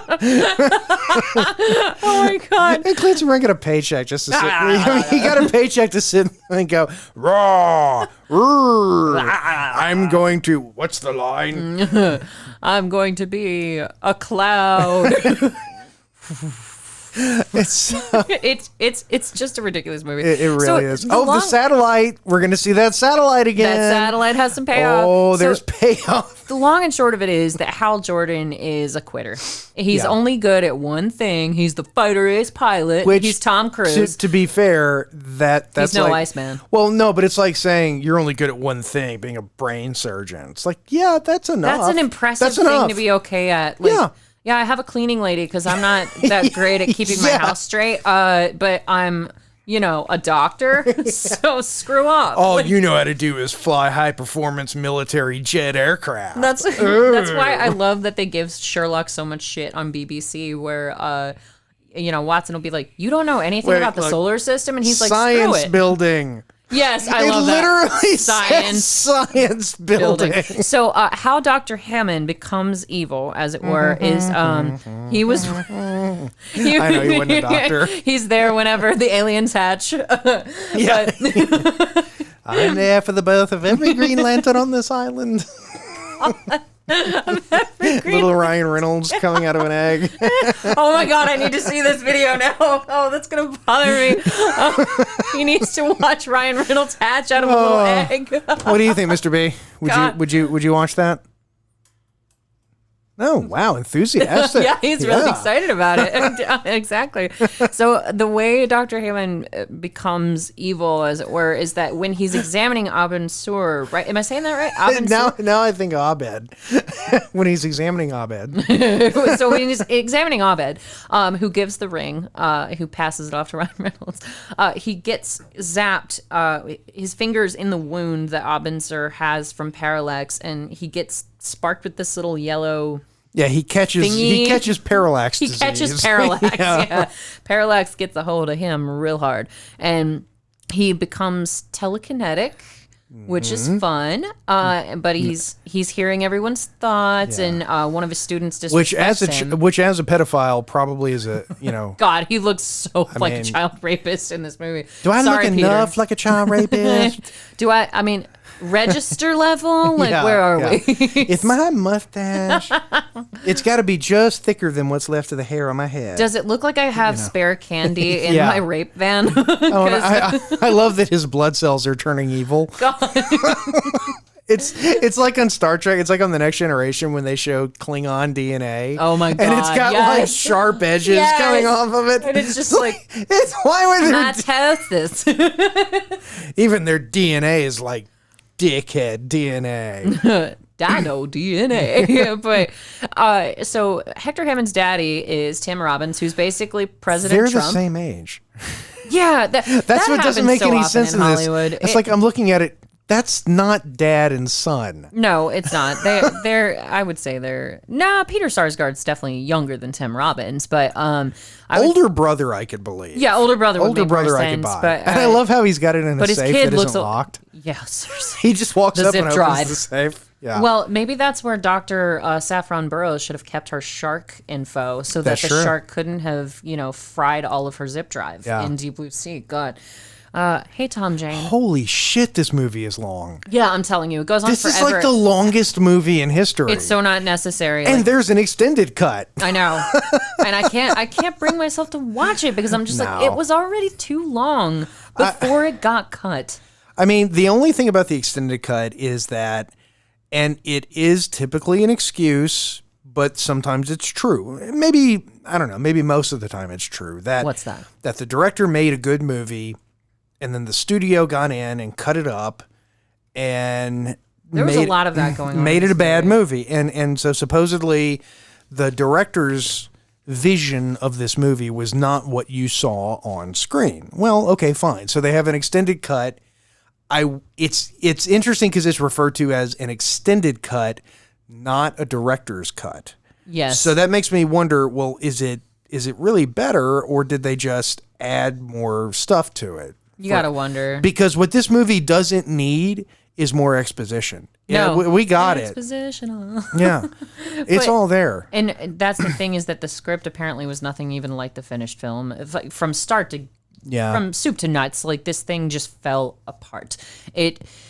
Like I said, Ryan Reynolds didn't even see the script before he signed on to do it, but he knew it would be kind of a stupid move not to, because it was the blockbuster of the summer. And it made more than it spent, which is probably not true with marketing, like we talked about, but it was the big movie that summer. Yeah. I remember when it came out, it was a big deal. And it's not. This is when Sinestro realizes that he's bit off more than he can chew. I think Parallax. that's when Sinestro realizes that he's never going to be more powerful than the Guardians. Clancy Brown's tongue. Well, my read of it is Sinestro realizes the only way he can ever be more powerful than the Guardians is if he makes a yellow ring. And so it's like this whole thing is just a scam. To on his fill this part. in, Yeah. So with Sinestro, he basically runs out of ideas as far as how to defeat Parallax, because he and his lanterns go to defeat Parallax and they fail. And several of the lanterns lose their life in the process. And then which is kind of cool. I do decides- like the way Parallax kills them. He sucks where, their like, souls out. and it's like you see the skeleton coming He's out. basically Yeah. one of the Dementors from Harry Potter. Well, he makes them. He makes them scared, because that's the whole thing about a Green Lantern. They're supposed to feel no fear. Yeah. Yes. Yeah. So. And I love how Carol breaks that down so obviously for everyone, where he's like, because Hal is having this crisis of conscience the entire time, where he's like, no, the ring, it made a mistake, it shouldn't have chosen me. And she's like, the ring didn't choose you because you don't feel fear, the ring chose you because you feel fear and you overcome it. It's just like, there's so much in this movie that they slap you in the face with, that if you're an idiot, you're gonna get most of it from context. One of the nice things, though, from a comic book perspective, is like Sinestro is like, yo, you humans, you think you're the center of the universe, which is sort of like, dude, you just met us. I launch a cow in your general direction. but apparently it turns out later on in the comic series that Earth was actually the origin of all life. It's kind of Earth. like how the rest of the world. So we are the center of the universe, fuckhead. Yeah. Have you heard of Africa? That's where life started, fool. But Biatch. It's kind of like how the rest of the world looks at America, where it's like, yeah, you guys have been around for 200 years. And Eddie Izzard, meanwhile, is like, we've got castles everywhere in England. Like, they just long for a bungalow or something. That's where the history comes from. Oh, the helicopter scene. Oh, my God. Now, with do the you helicopters. recognize that helicopter? Oh, my God. I know you do. No, Where's it actually, from? you shouldn't. I was about to say, it's from Deep Blue Sea. No, yeah, it's It's the Anne same. Heche. That helicopter was actually Anne Heche. Oh my God. But this is where I get the Mask vibe, where not only is everything green, because everything that Ryan Reynolds generates is green. Yeah, this Green Lantern. scene is basically lifted from The Mask. Yeah, it has to be. But with Peter Sarsgaard being aged about 50 years and Ryan Reynolds, they're supposedly the same age, which is hilarious. And what's their relationship? You never really get into it. That's the thing, is that apparently Dr. Hammond, Hal Jordan, and Carol grew up together, all went to school together. Okay. And two of them became fighter pilots. So Hal and Carol became fighter pilots, while Peter Sarsgaard, Dr. Hammond, became Dr. Hammond. and he's considered kind of the loser of the three of them, even though the two others are perfectly nice to him. Yeah. They're not like, oh, screw this guy, and they're not shoving him around and bullying him. They just they don't. Yeah, they're not. But Hammond's super in love with Carol, and Hal is also in love with Carol, and that's pretty obvious. So it's just a love triangle, obligatory. He kind of looks like Jim Carrey when he does. He does his try to be serious face. Honestly, he does like this rubber face kind of Wonder stuff Woman. sometimes. Oh, it's not Wonder Woman. No, it's not. I It's thought it was Blake Gal Lively. Gadot. Well, they're both drop dead gorgeous, so I can see why you could confuse them. What? Because they're both white women? Jeez, Jason. Well, they all look alike. They do? Yeah. I've not seen the Wonder Woman movie. I vaguely know what she looks like, but I know she's beautiful. But she was in that other movie with John Hamm that nobody saw. That narrows it down. Awesome, but John Hamm. One thing that I appreciate about this movie, though, is the fact we do need to reset the cameras. Okay, cool. Yeah, we're so hang on. We'll be back. Sorry, we'll be back. We'll be back in about 1 second. And we are back. Awesome. So one thing that I really appreciate about this movie is the fact that they set up the anonymity for the hero and then immediately knock down that fourth wall. So Jeffrey Rush tells Ryan Reynolds, the mask will appear in a compulsory fashion whenever you need to mask your identity. Yeah. And Blake Except Lively's from anyone who knows who you are. Yeah, but Hal immediately reveals who he is, not only to his best friend, but also to the love interest, Carol. And she's like, do you think I wouldn't recognize you just because you have something covering your eyes? What the hell? I've known you since you were a kid. I've seen you naked. Do you think I wouldn't recognize you because I can't see your cheekbones? I love that. I love that you know that line. Oh my God. It's true. I mean, I suspect that pretty much anyone you know, if you put them in Batman's cowl, you would still know. Yeah, that's like if Josh showed up one day dressed as Batman, you would go, Josh, why are you dressed as Batman? Who are you? Well, it's like Benedict trying to dress in disguise from Beatrice at the party, and you're just I know who you are. Yeah. I've got this little eye mask on. You don't know who I am. If we did it that play again, I would have him in a gorilla costume, like Dr. Kelso on Scrubs, where he's just running around and messing with everybody all day and knocking things out there. It's great. Oh, I would love that. Let's do that on our own time. I'm in, and I'm sure we could. Could we drag you back into that, Mr. Brown? You think so? Oh, he's in. Yeah, he's in. So agreeable. He's so agreeable. You see, this is the man's a pro. This is the Adam we need. Yeah, this is a pro. Mind like a steel trap. But like I said, Ryan Reynolds' identity is not even a thing in this movie. They touch on it and say, this is how you hide your identity, but then it immediately shatters. Like, everybody knows who he is, including Dr. Hammond. Does the little bug Green Lantern you see, does he have a little mask that shows up to hide his identity from all the other bugs? Oh my God, I hope so. I want to see that spinoff. That's what I want to see. Poor Tim Robbins. He's going down. Yeah, but it's okay because, what's funny about this is that Green Lantern waits until the situation goes from completely dire. Yeah, okay, I'm thinking, Green Lantern, you can stop this. Anytime now, man. Anytime. But he's having a crisis of conscience. He's not a hero. He's the reluctant hero. They pegged that so hard in this movie that he's the reluctant hero. Which David and I were talking about that, and we were watching a bit of it earlier, and I said, am I wrong, man? Or if you or I suddenly had this ring and this alien was like, well, here's the deal, you gotta, we would just roll with it. Yeah. I'd fucking roll with it. I mean, because this is how it works? I would love to be able to stop crimes as it is. I don't want to see people get hurt. I don't want to see bad things happen to other people. Oh God, the Hot Wheels track. Seriously. It's literally, he builds it in segments. It's literally and he refers to it as a Hot Wheels track. Yeah. And because his best friend is making fun of him later, where he's like, a Hot Wheels track? Seriously, that's what you came up with to save lives? And he was like, oh, I'm sorry. I generated this out of pure will. Did that disappoint you? It was a good moment, but of course he saves Carol. Yeah. Gotta have the heartthrob moment where Ryan Reynolds comes to the rescue. Blake Lively, Well, no, because she would have been Star Sapphire. Because now I'm thinking about it, she could have ended up as Wonder Woman. I could see it. Yeah. She would have done a decent job. But yeah, so anyway, you have the hero moment where, of course, you think that Carol's been crushed. But no, Green Lantern saved her. Carol, who is not dead. Nope, she's not dead, and Ryan Reynolds has to. But what did he imagine around her?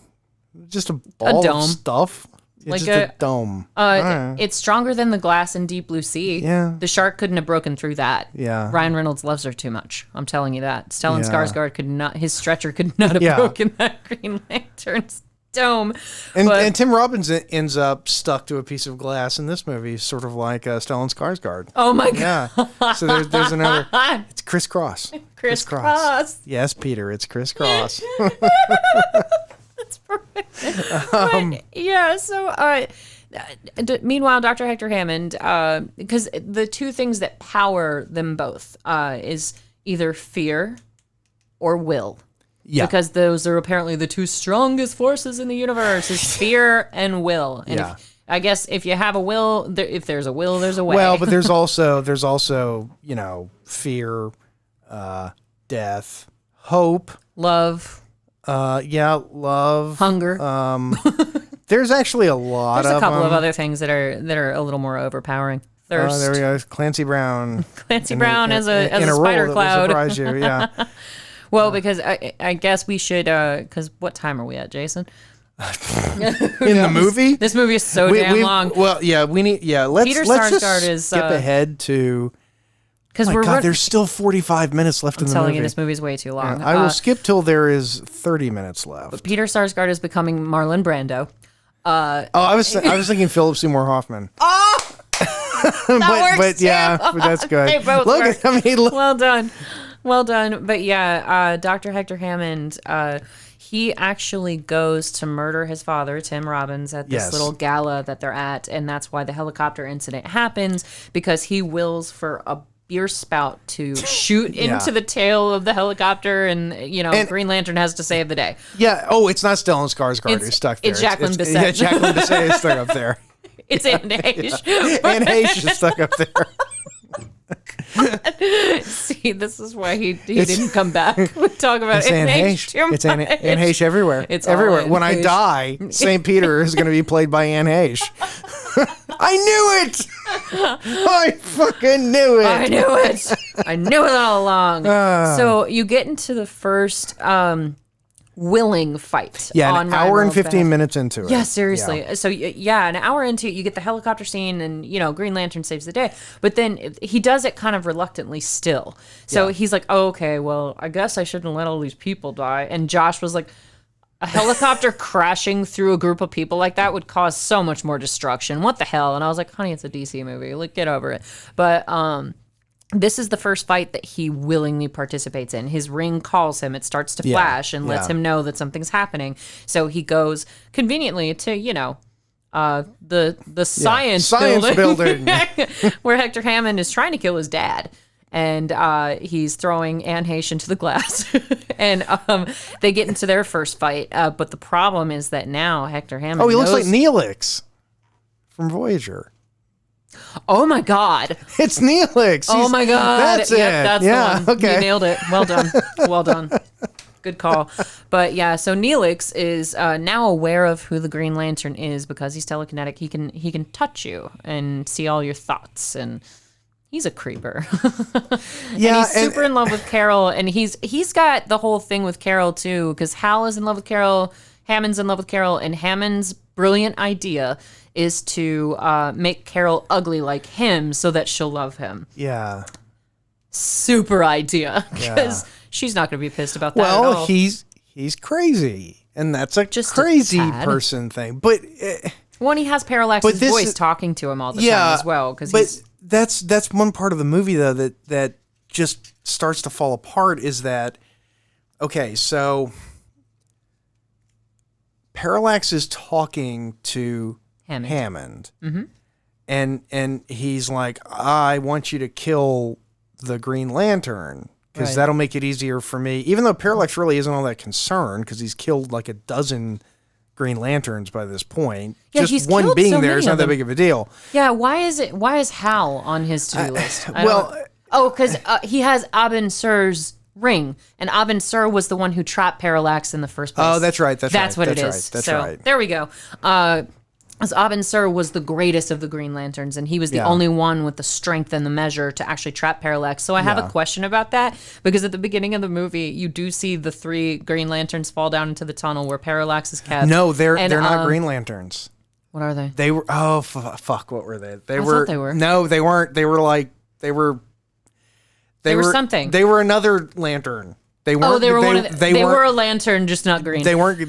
Different core. But my question is, why was Parallax only encased to they encased Han Solo in carbonite better than they encased Parallax? What the hell? Because his head was still sticking out of the stone. Stupid humans take people like Al Capone and put him in a little metal box guarded by people in a building on an island. and if you want to just go see him, you can't. You can't just like, oh, I fell down a hole. Oh my God, it's Al Capone. Yeah, don't make him accessible. Yeah. It's just, it's kind of like the sharks in Deep Blue Sea. Why didn't you just go flowers for Algernon and make them smart for a while? Yeah. Like, not forever. But they only encased him to a certain point. Put a thing around their neck with a bomb. Oh, like that poor bastard who died in the 90s? Oh my God. Yeah. Oh, man. Mr. Brown, are you okay? Oh, Adam, you've been drinking too much, darling. Come on. Hang on. Get it together. I need some more tape. There you go. Refreshing.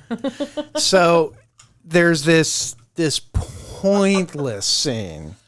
Oh, so many of the scenes are freaking Pointless scene with Ryan Reynolds. Like, part of his character is that, I'm going to run away. I'm not good enough. Blah, blah, blah. And that's what I was talking about earlier, where she was like, no, you just need to overcome your fear. Right. I love you. Yeah. Would a blowjob help? I mean, from Blake Lively, it couldn't hurt. Why don't we try it? We'll see. You are not wrong. I'm not comfortable with being called a hero, but Blake Lively saves the movie by going down on Ryan. Yeah. Thanks, Blake Lively. The real heroine. The real heroine of the movie. And the nerdy best friend obligatory moment. Yeah. The awkward guy going, I'm fine. I'm totally fine. Y'all just here. Keep going. Yeah. I'm going to dress like Superman and slip into the slip into the closet. When it's over, I'm throwing $40 on you. This man has got the apron and the ham. Show me the money. Are you hungry for apples? It's not a good movie. God, when we can talk through it. It's not a good movie. It's really not. When Hobbit Neelix is more interesting than a scene with Bilbo Baggins is corrupted by the ring. And it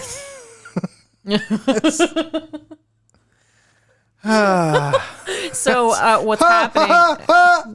Well, because Ryan Reynolds spins.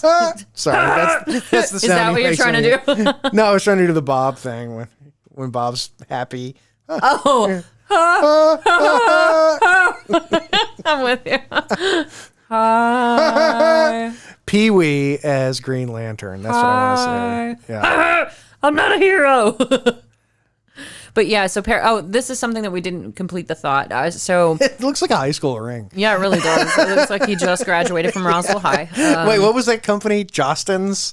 Oh yeah, where we all ordered our rings from, and it was the one company that makes freaking rings. Yeah, all over the country. But I wonder if they're still around. So Sinestro's brilliant idea to defeat Parallax is to actually come up with a Green Lantern type ring that's actually based in fear. The yellow ring. The yellow ring, and because fear is yellow, I guess, because you're chicken. Like Darth Vader with so many scary things, and green is heroic, which in Disney, green is always evil. Well, but the weird thing is that, green, the first thing I would think is jealousy. Like Will, I would think something. I think Gatsby. Yeah. The green. Yeah. The green light across the bay. On the other side of East Egg. But anyway, Ryan Reynolds does show up and he starts to show some spine because his woman starts to believe in him and gives him a little, give him a little jaunt. One Hummer and he's going off to Oa and just bossing everybody around. You'd be surprised how easy it is to manipulate. Who are you, fellas. human? Who am I? I just got a Hummer from Blake Lively, asshole. Yeah. Oh my God. Fine, listen to this man. I'm the most beautiful man in the world Yes. and she's the most beautiful woman in the world. Yes. So listen to what I have to say. Our DNA has rainbows in it. Yes, seriously. Their children are going to be like unstoppable, but they'll be like dinosaurs with grabbers. So Ryan This Reynolds must not to be allowed to happen. But Ryan Reynolds does show up to, tell Sinestro, he was like, hey, don't give in to fear in order to try and defeat it. That's not the way to do it. And he tries to get the Guardians and Sinestro on his side to save Earth because for the reason of him having Abin Sur's ring, Parallax is coming to destroy the world, and so they basically and all the Green they Lanterns write it are off. like, yeah, fuck Earth. Yeah, they're like, that's a loss that we can take. Let him eat Earth, and we'll deal with it in the morning. Yeah, they were like, exactly. They were like, we can save the entire universe. It's a matter of perspective. But he's like, well, if you're not going to help me, then at least let me try. And it's so that is completely pointless. There was no without convincing them to help him. There was literally no reason for him to even go to the planet. There's no reason for him to show up there and go, I would like to go by myself and do this. Exactly. And they're like, okay. If they had said no, he would have just gone and done it. You could have prepped, and they ask show for up. forgiveness, not permission. And they do. They show up to help him. They do. At the very last possible minute. Hey, we're here. We're going to save the day. Oh my God! Did you kill the bad guy already? Oh shit! We are so embarrassed. This wasn't on the calendar. Oh my God! Acquisitions was supposed to take care of this. It's a whole thing. So. Yeah, so I'm gonna eat that little planet. God, we do that bit way too much. I'm gonna get y'all. I'm gonna bite that pretty face. But Parallax Philip Seymour Neelix. Philip Seymour Brando. But yeah, I guess this is the thing, and I talked to Josh about it. I was like, is it just a thing that if you mess with a guy's woman, he's gonna mess up your whole world? Because that's the thing in every movie ever. With one exception. What's that? James Bond. Yeah, that's true. But with all the Marvel movies... Because that was always the thing about James Bond. If it was like, if you don't do this, Mr. Bond, I'll kill this girl. Fine, kill the bitch. Yeah, I already slept with her. What else do I need? Yeah, well, because James Bond was always in his head like, no, asshole, this is between you and me. Yeah, exactly. And I always respected that about James Bond. It sucks and women take that as an insult in a weird way because they're like, oh my God, well, he should rescue her because she slept with him. No, then they'd all be dead. He's like, he's already done with her. It doesn't matter. Well, and the truth is, he's going to rescue her. Yeah. But he just wants the bad guy to know, dude, I don't care. I have no stake in this. It's sort of like in The Usual Suspects, when they're telling the myth of Kaiser Soze. Mm-hmm. And Kaiser Soze comes to his house and he finds that these guys are there and they've got his wife and his kids and we're going to kill your wife and kids. And so Kaiser Soze just kills his wife and kids. Yep. And the bad guys are like, whoa, oh my God. Oh no. It's like Bigfoot or like Godzilla going to Haiti. God. But you have Carol being suspended in the air, which, why not? Couldn't he just do something and just make the needle not be there? It seems like Green Lantern. That's what I was thinking. I was like, God, couldn't he just dream something up and block her from getting punctured? Yeah, it's a needle. It's not like a small piece of titanium. A piece of toast. Yeah. But I guess they wanted to show that he is clever because he's finally trusting in his abilities and trusting the fact that the ring chose him for a reason. One ring to rule them all and one ring to destroy Dr. Hammond. But Ryan Reynolds, it's a ruse, you big dumb idiot. He gives the ring to Hammond and says, you can have it. He was like, yeah, so did I. And so the thing is... What? I never anticipated that my enemy would lie to me. Oh my God! You ignored the rules of engagement, you bastard! In a fair fight, I'd kill you. Yeah, which by the way they do, and this is an aviation nerd thing. In the beginning of the movie, one of the things that really bugged me was they're doing this whole test thing, and they're like, "We've got a limit. You can't go above 50,000 feet. You don't set an upper limit to a dogfight training thing. No. You set a lower limit. Yeah. To keep people from running into the earth. Yeah. So it's like if you go below, 5,000 feet, you're out, or 10,000 feet, you're out. So, Okay. That's the hard deck from Top Gun. That makes sense. Maverick gets in trouble because he goes below the hard deck. Well, the dogfight is indicative. It's the payoff for the final moment, as well as what Carol does when she comes to rescue Ryan Reynolds, because she does have a moment where she saves his life. And that's it for her as far as action stuff, right? She's pretty much, she doesn't show up again. Yeah, she doesn't help him anymore beyond that because he's in space with Parallax. So it's not like she could follow him and help him. But she gets the very planes that he was trying to outdo in the dogfight and gets them to fire missiles or something at Parallax. Parallax sounds like something you're like a reason your granddad can't play with you. Granddad, come play with me. No, my Parallax is acting up. Oh, I got to go to the bathroom and deal with my Parallax. Pearl Harbor. Yeah. Hi, y'all. Hi, y'all. It's me, Parallax. Oh, you failed me. I'm going to tear up this little museum. Nom, nom, nom, nom. That's not the science building. That's the building. That's the hangar. Oh, yeah, yeah. Where they have all the planes, because that's how she fires the missiles. But because they're just like... Missiles are just like ready to go. Yeah, like you do. Yeah. And when they hit, it's just a small explosion. Oh, well. He just absorbs it. He's the quicker picker upper. I do like whenever he tells her to stay here. And she's like, no problem. Yeah, I like that. But what I didn't understand is that Blake Lively's the best character in the movie. She kind of is. She's a badass fighter pilot. Like that. she's running the business. Like she's kicking ass and taking names. She keeps the contract, keeps the whole company in business. She's amazing. Yeah, and she when people are acting like little whiny pissy babies, she tells them stop acting like whiny little pissy babies. Quit doing that. Yeah. But the one thing that she does that I don't understand, and maybe it's because, so Dr. Hammond has died now because Parallax was pissed that Dr. Hammond did not succeed in killing Ryan Reynolds, so he destroys Dr. Hammond. And meanwhile, Ryan Reynolds is trying to get his ring back to go and defeat Parallax, but Blake Lively is being the smarty McFly and running to the computer to get the missiles to launch at Parallax. I was like, why didn't she just grab his ring for him?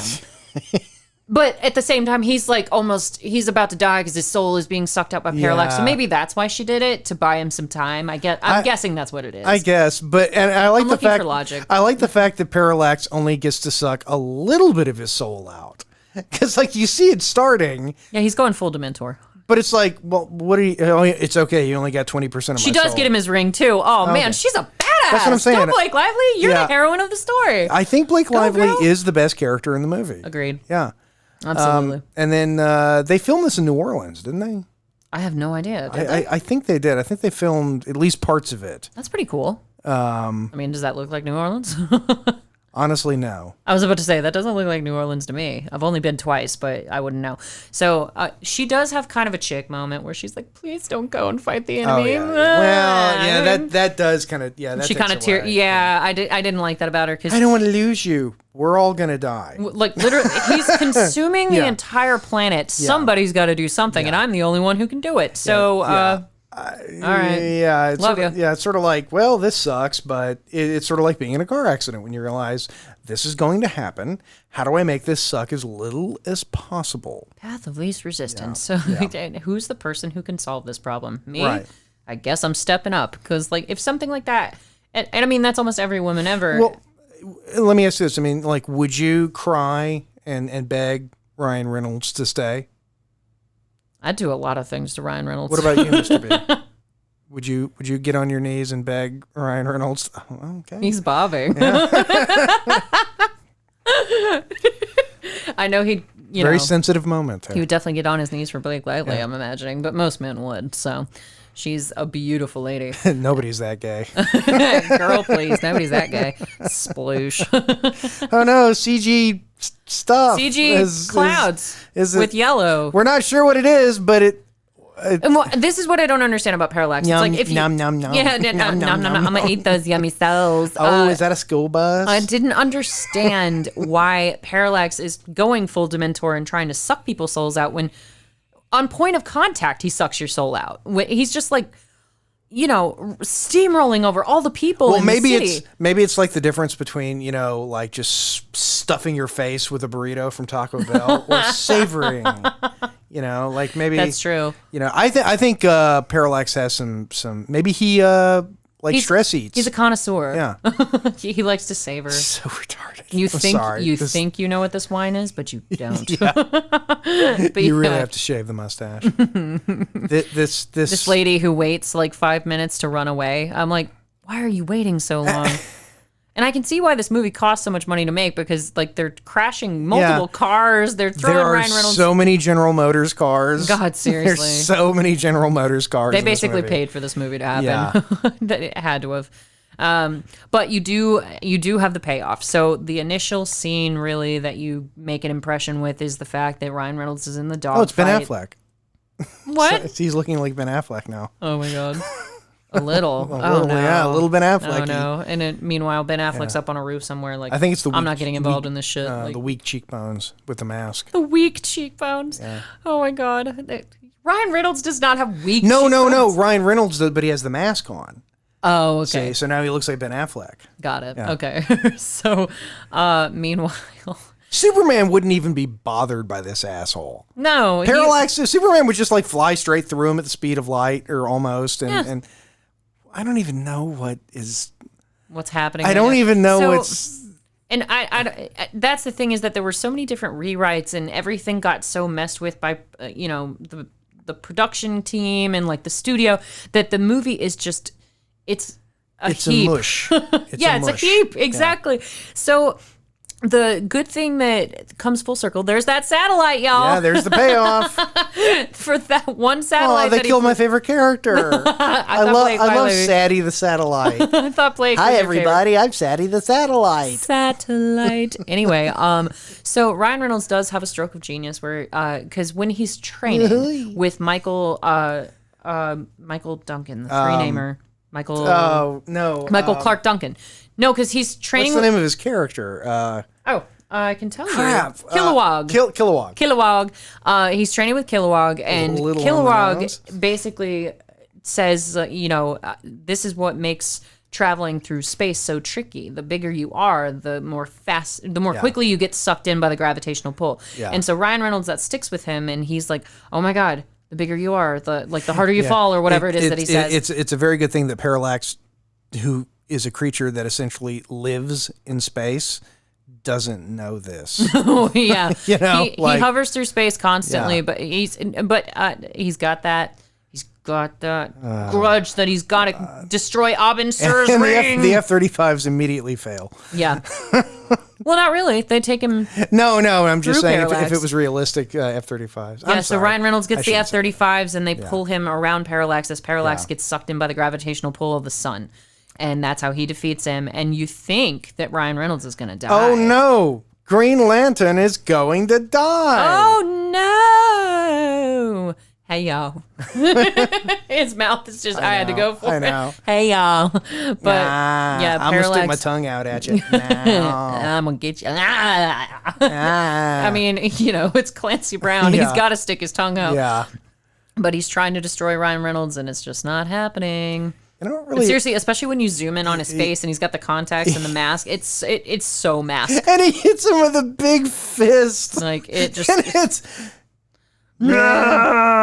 I'm defeated. Oh y'all. Oh no. Singe my biscuits. You beat me to it right there.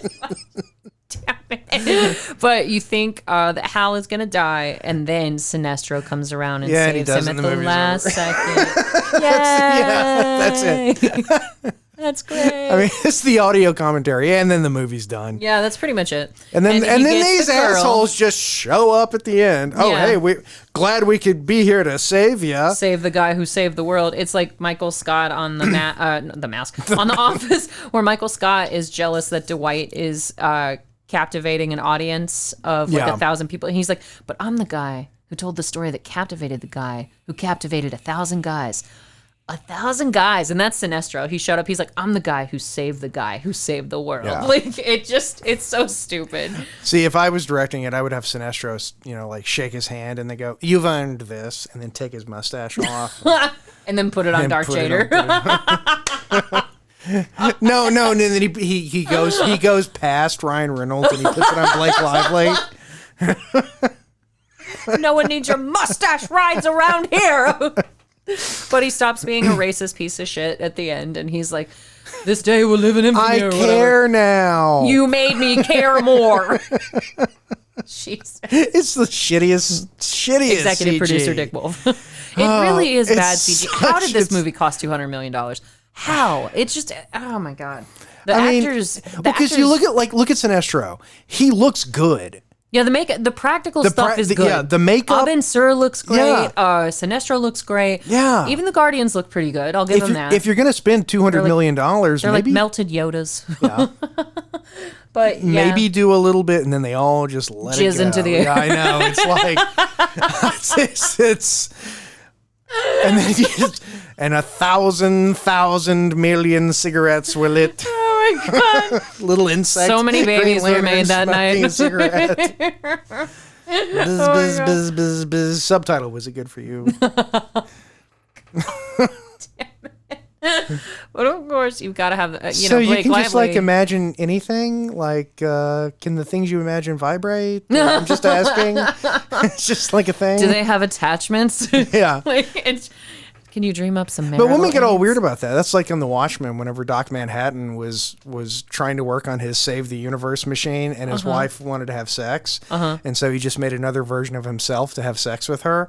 And then she found out, and she's all upset. And it's like, And he's like, "No, I basically made you the ultimate ultimate Yeah, marital aid. like- I don't understand what the problem is. I don't get women."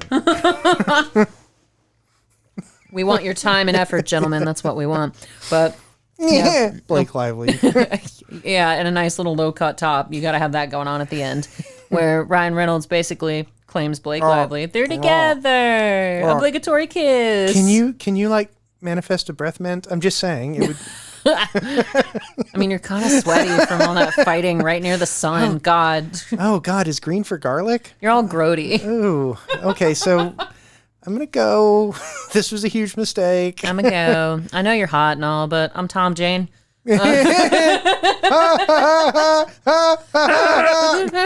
And he runs straight into the Rocketeer. Oh my God. Oh, did you hear the news? The Rocketeer news. Oh no. This Do is I want to hear the yeah. Rocketeer? By the way, the movie's done. Yeah, the movie's There's over. like a thing where Sinestro puts on the yellow ring, and that'll be in the sequel. But no, God. the one of my all-time favorite movies, The Rocketeer, starring Timothy Dalton, the dude who played the Rocketeer, Let me look it up. and there was a actress. I thought this was Anne Heche. No, there was I can't remember her name. There's the actress who was in it. Anyway, one of my all-time. What's her face? Yeah, I watched it. Jennifer Connelly. Billy Campbell. Was that The Rocketeer? Oh, okay. Well, who else was in the cast? Jennifer Connelly. Oh, that's right. That chick you've mentioned before? Oh yeah, I totally forgot about That that. you would like run off and marry that one. She's married to that guy from some other Marvel movies. He was in like a boat movie. I think yeah, a ship movie. He was like, anyway. he was like, yeah. At LAX a few days ago, pilots began calling into the air traffic control center, and I do not understand why this is not like the biggest news story of the day. Okay. And saying, yeah, we're descending through 3,000, and there's a guy up here with a jetpack on. Mm-hmm. Like, we're landing. There's a guy out here with a jetpack flying next to us. And another plane chimes in and says, yeah, we see him. There's a guy with a jetpack. At what altitude? They were coming down through 3,000 feet. Oh my God. Yeah. How is he not dead? Like, I don't know. was it Iron Man? I don't know. I don't know who the hell was up there in a jetpack. I wanna be friends with in him. super controlled airspace. I want to be friends with him. He's very lucky he's not dead. Yes. Yeah. God. Well, he's actually lucky he didn't kill a bunch of other people. But yeah. Bird strike. Yeah. Basically. I'm Iron Man jet intake. Yeah. Samuel L. Jackson shows up at the end. Yeah. So, I don't even. So, Jason, this was your pick. Why don't you tell us why you inflicted this movie on us? Because it was bad, and I like talking about bad movies. I talk about good movies, and good movies are good. And I just say nice things. People don't like that. Because we are kind of on a superhero kick. Here's setting up the sequel for Green Lantern 2. I don't know that I've ever actually seen it all the way through to this. It's literally Sinestro just puts on the yellow ring. And but after they won the day, I'm all why? evil now, Davey.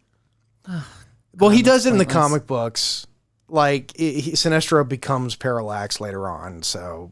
Oh, that sucks. Yeah. So we need to encase him in carbonite, but all the way, because that big bulbous-ass forehead will stick out, and then he'll take over the world. I like Ryan Reynolds, and I love both of the Deadpool movies. Mm-hmm. And they're hilarious. So, and I love the fact that this was a movie, or that in Deadpool, they just made the most brutal, commentary that this is a terrible movie. The guy who starred as Green Lantern in a subsequent successful franchise. Well, he was trying to get this done when he was offered Green Lantern, and for whatever reason, this got green lighted, but it took many more years for Deadpool to come out. Because people knew who Green Lantern was.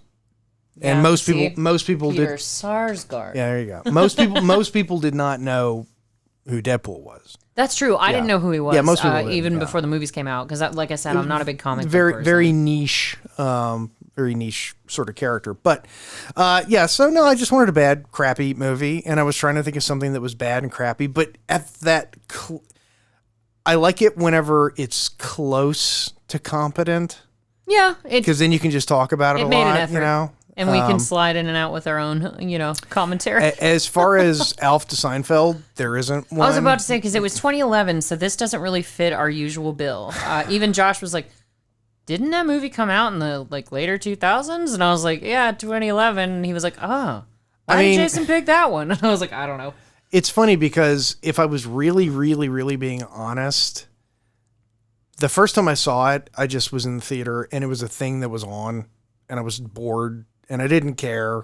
Yeah, and back then too, your parent, I would have been the age where my parents are still taking me to the movies. It's not my own dime. So they're like, hey, we want to go see Green Lantern. And I was like, cool. Don't know what that is really. I knew he was a superhero, but Green Lantern is not somebody who's on my radar as far as the, Marvel DC cinematic universe. He's just not. I always loved Spider-Man. That was always a big deal for me, but I couldn't have told you anything about Green Lantern. I would probably have to give it a 5.5. Why?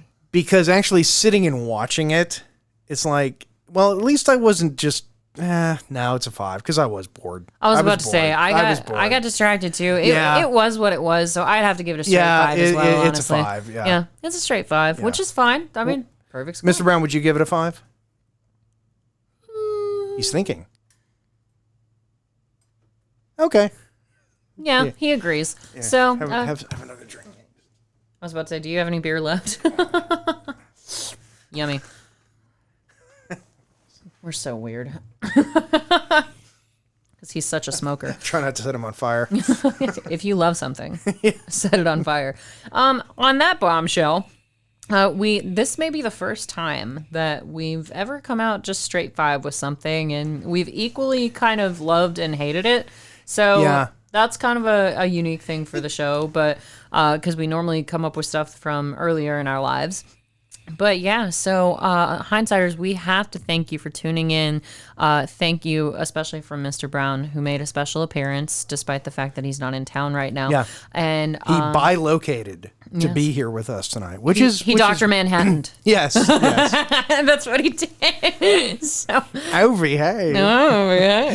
But see, that's why you make him sit next to me, isn't it? God. He can have sex with his wife and play the Xbox at the same time. Genius!